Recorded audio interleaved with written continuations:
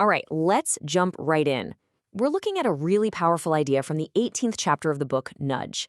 And what it does is it proposes this incredible path forward, a way to break the just endless gridlock we see in so many public debates.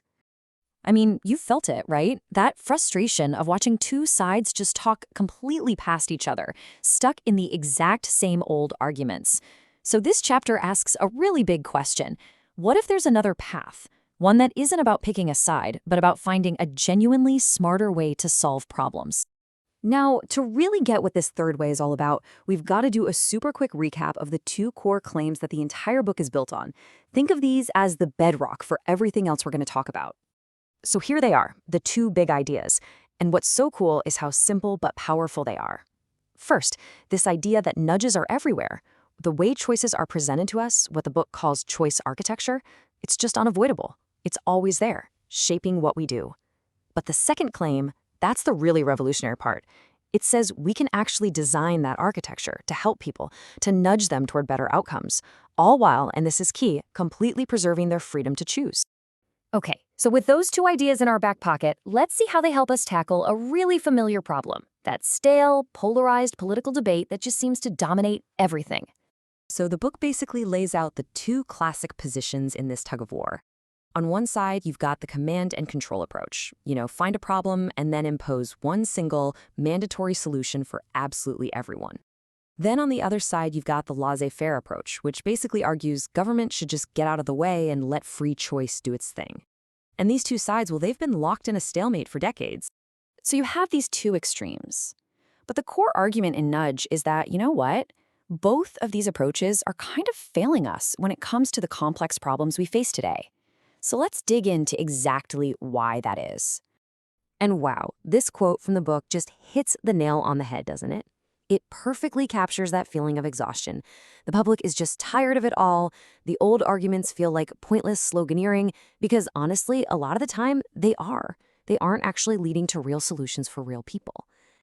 So that's the big question, right? If these have been the main ways of thinking for so long, what's changed? Why aren't they getting the job done anymore? Well, the bottom line is this. Reality is just messy. Society is incredibly diverse, and people are creative and unpredictable. A single rigid top-down rule just can't possibly account for all that variation. Plus, things are changing so fast these days that a rule might be obsolete the moment it's written. The authors make a great point that even really thoughtful people on both sides of the aisle are starting to admit that these old, rigid positions just don't work anymore. And this is where it gets really interesting. This brings us right to the heart of the whole chapter. If the old ways are broken, what's the alternative?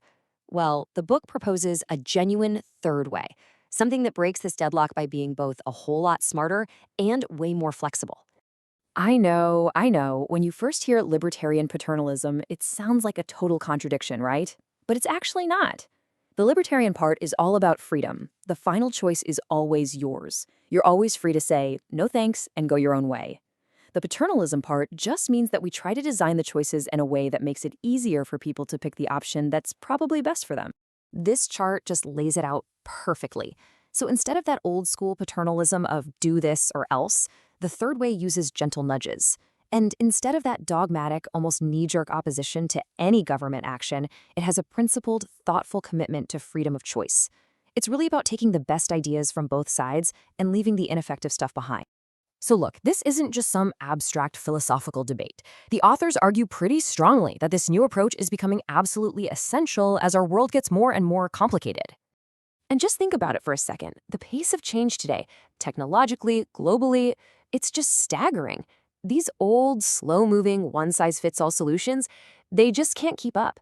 We desperately need a system that's more adaptive, more flexible, and frankly, more respectful of people's individual situations.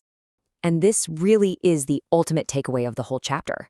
We don't have to choose between having freedom and getting better outcomes.